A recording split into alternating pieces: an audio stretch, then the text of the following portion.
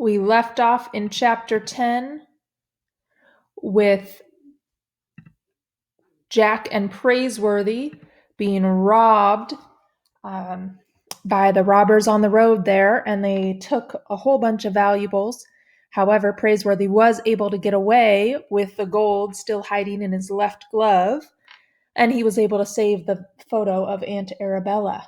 However, when they tried to get the map back from Cut-Eye Higgins, it turns out that the map was sewn into the lining of his coat, and he said that the robbers now have the map that Jack and Praiseworthy wanted to return.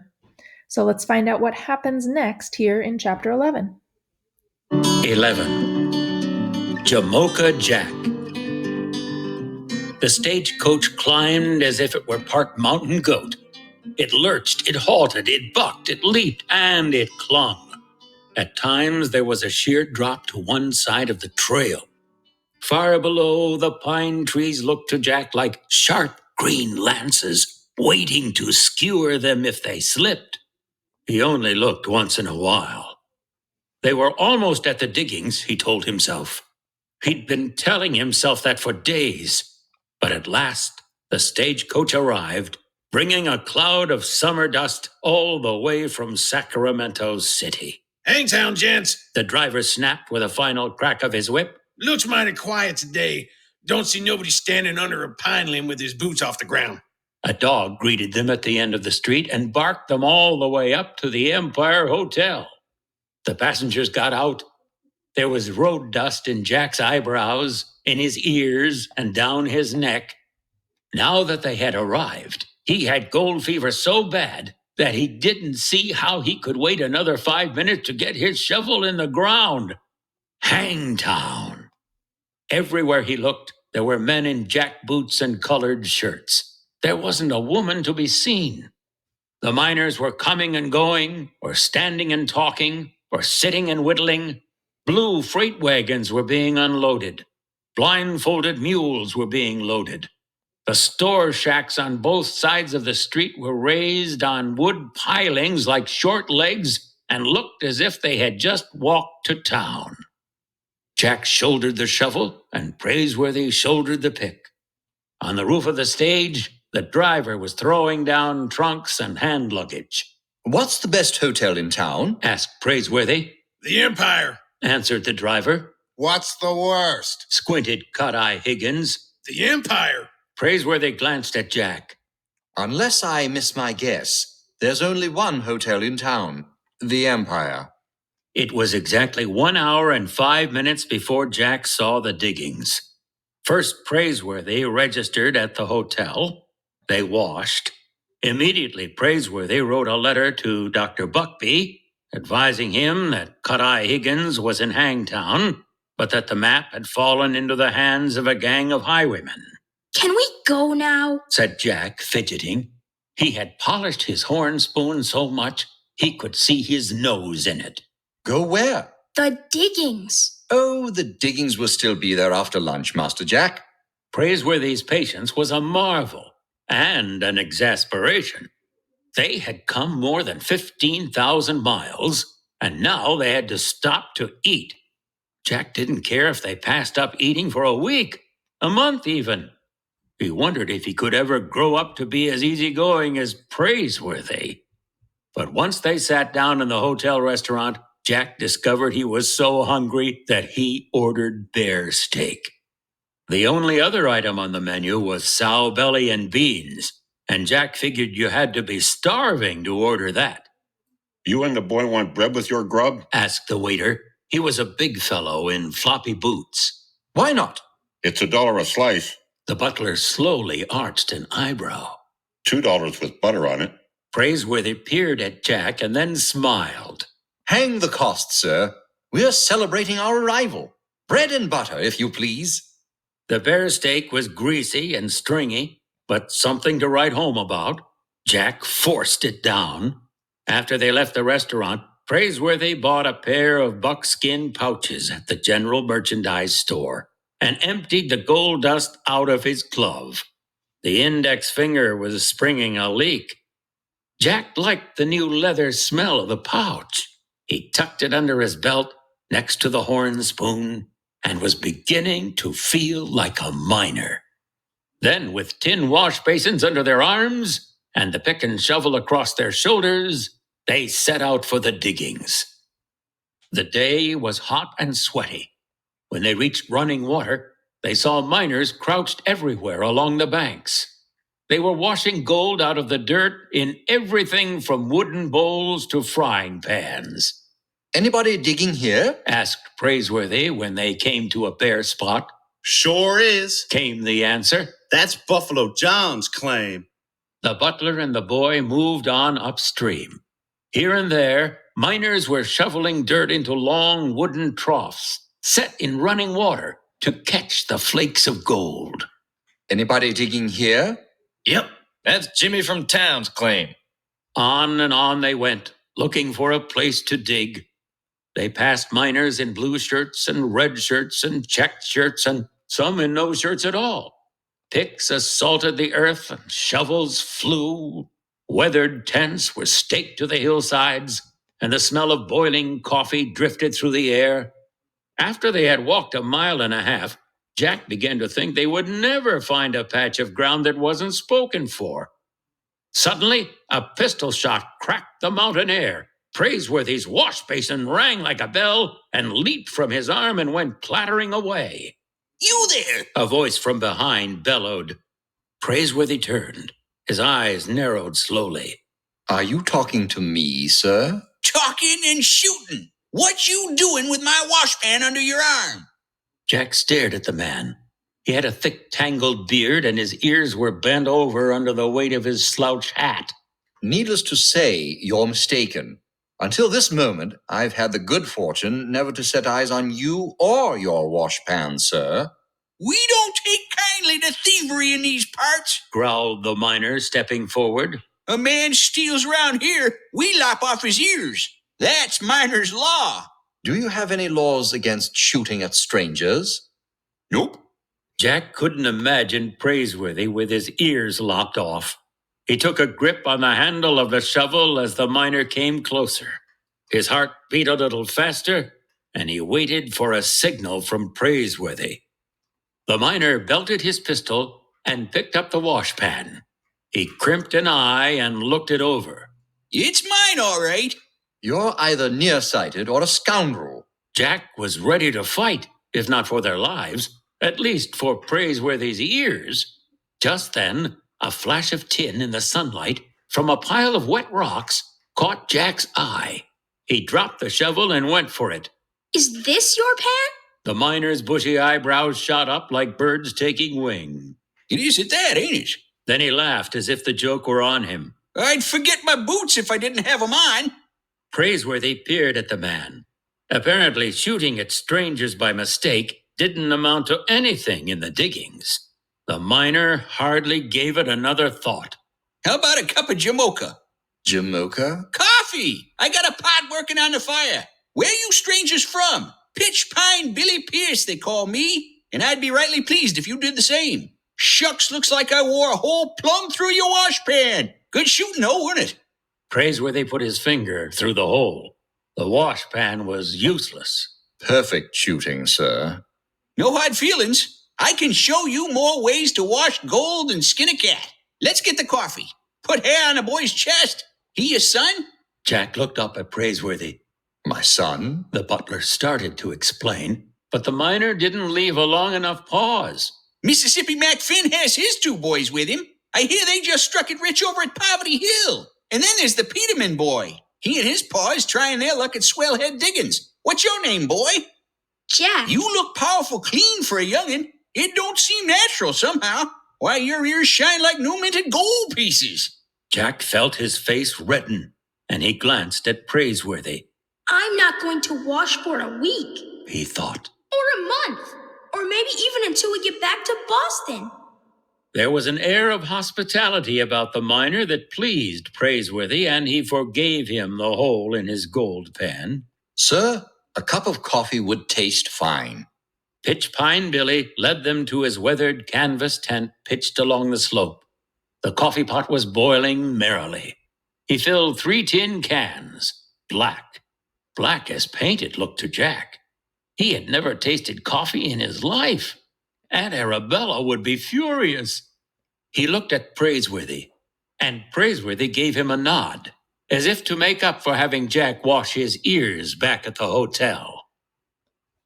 So remember, Jack is just a year or two older than you guys, and at that time, there wasn't a lot of coffee that kids would be drinking. Most of you probably don't drink coffee regularly. Or if you do, you have some kind of coffee with a bunch of sweeteners and different things in it. But this coffee is just black, the straight, plain coffee, and it's really thick too. So we're going to see how Jack does trying this out. The tin cans were so hot, they felt as if they had just been forged. Jack sat on a rock to let the brew cool. Although Praiseworthy's coat and bowler hat had fallen by the wayside, he clung to the black umbrella as a last badge of his calling. A butler? A butler, mused Pitch Pine Billy. He drank his coffee down, steam and all. You any relative to Hemp Butler over at Newtown? The name is Praiseworthy, not Butler, sir. The miner crimped an eye. You don't say. Well, he calls himself Butler, old Hemp does. Never knowed his name was Praiseworthy, but I always figured him for the shifty type. How about 10-spot Butler over at Poker Flat? He your folks? There seemed no point in trying to make himself clear, and Praiseworthy let it go. Tell me, Mr. Pierce. Just call me Pitch Pine Billy. How do we stake a claim? Easy. Find yourself a piece of real estate nobody's working and pound 4 pegs in the corners. Put tin cans on them so folks can see. Rags will do. And you got yourself a legal claim. That's miner's law. As long as you work it at least 1 day a month, it stays yours. He laughed and stroked his beard. Of course, the other 30 days you got to stand around shooting off squatters and claim jumpers. He refilled his tin can. Why, there are places along the river where the claims is only 4 foot square and the boys is digging out a fortune, back to back. Jack finally picked up his tin can. The steam alone was like a dragon's breath. Now he was almost sorry Praiseworthy had given him a nod. At the first taste, the coffee bit his tongue. Drink up, Jack. Jamocha Jack, that's what we'll call you. A man ain't really accepted around here until he's won himself a nickname. Best coffee I ever tasted. Plenty more in the pot. I ground in a few acorns for flavor. Jack winced inwardly. Jamocha Jack. The name pleased him, but he wasn't sure he could win it. The coffee stung and burned and tasted poisonous. He forced down another mouthful. He was afraid the miner would take back the name if he didn't drain the can. He tried another swig, but it wouldn't go down. Praiseworthy, catching Jack's distress out of the corner of his eye, shifted his position. The tip of his umbrella jiggled Jack's elbow, and the tin can jumped. The coffee spilled. It's no account, said Pitch Pine Billy. He lifted the pot and refilled Jack's can. We don't stand on table manners out here. Jack gulped and stared at the fresh, steaming black potion of coffee. He had to begin all over again. Praiseworthy gave him a compassionate glance. He considered it his duty to look out for Jack, but now he had only made matters worse. Let me show you how to wash out gold without water. Take your horn spoon, boy, and scrape me some dirt from the crack in that rock. It's places like that the Spangles like to hide, if there is any. Jack was glad to set the coffee aside to cool. He slipped the horn spoon from his belt and turned eagerly to the crack in the rocks. Just a handful, boy. Jack scraped away, gathering up river sand and bits of dead pine needles. The horn spoon worked fine. It got in the cracks. He filled the miner's outstretched hand and sat on his heels to watch. This is a trick the Sonorians use. They come from Sonora, down Mexico way. Water must be scarcer than gold around there. We call this dry washing. He poured the dirt in a small stream, from fist to hand, like sand in an hourglass, while at the same time blowing on it. Sand and pine needles scattered under the force of his breath. He poured again and again, and each time the handful of dirt grew smaller. Grain for grain, gold is 8 times heavier than sand. If you blow just right, the spangles fall and the lighter stuff goes flying. Jack bent closer. Finally, Pitch Pine Billy had nothing left to blow.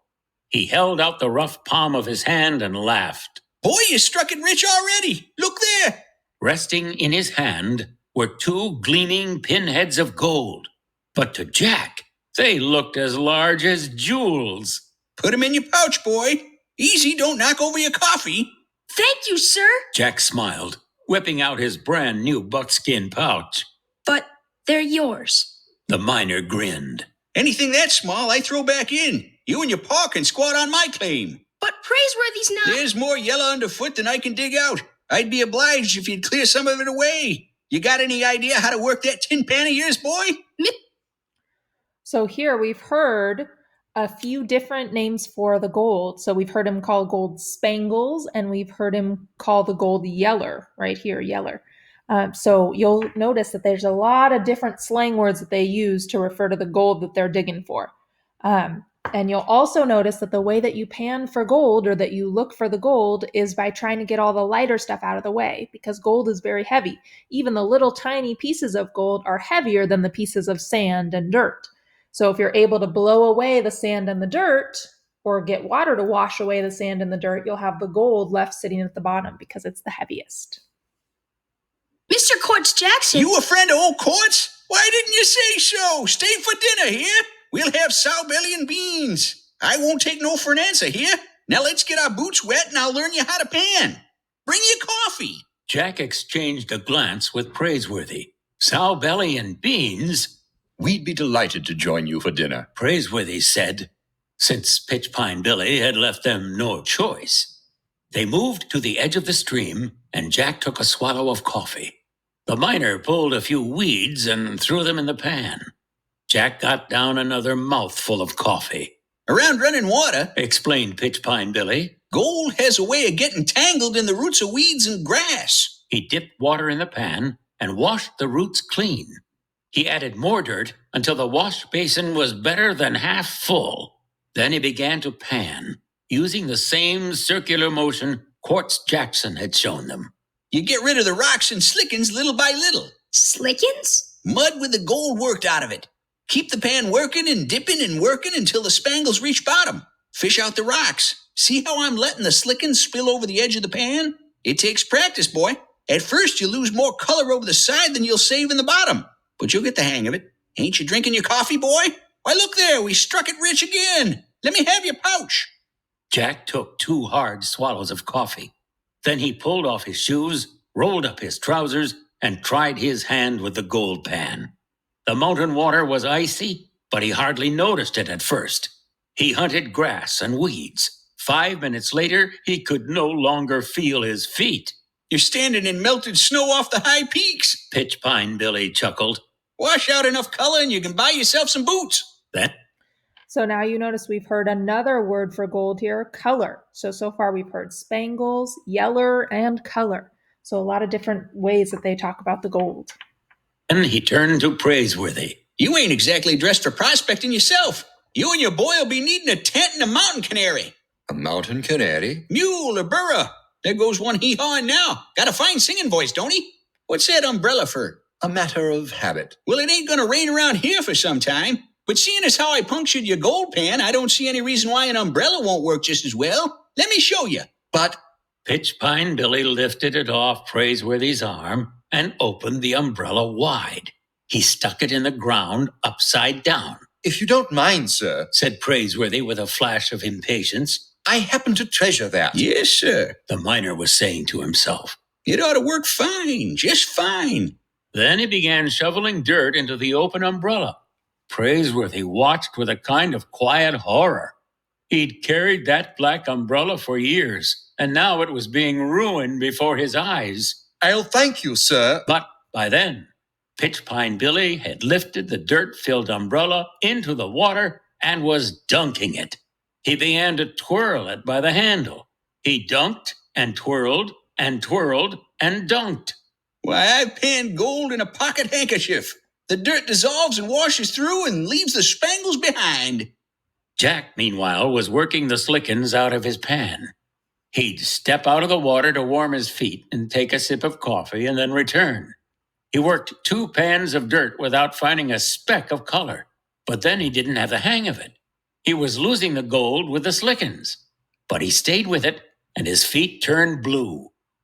Finally, Pitch Pine Billy was no longer plunging the umbrella, but working with a deft, gentle washing movement. He fingered out the rocks, and after another moment, returned the umbrella to Praiseworthy. Best gold pan along the river. He grinned. I might buy me one of these myself. The mud was gone. In its place, along the black fabric of the umbrella, lay a bright dusting of gold and spangles. Praiseworthy crimped an eye and smiled at the hospitable miner. I think I can get the hang of it, sir. He removed his shoes, rolled up his trousers, and set to work. All through the afternoon, Jack could be seen panning and taking a sip of cold coffee, and Praiseworthy cut an elegant figure, plunging a muddy umbrella in the stream. Finally, Jack reached the bottom of the tin can, and that was that. Yes, sir. First-rate coffee, Pitch Pine Billy. First-rate. Glad you liked it, Answered the miner with a bushy-faced grin. Jamocha Jack.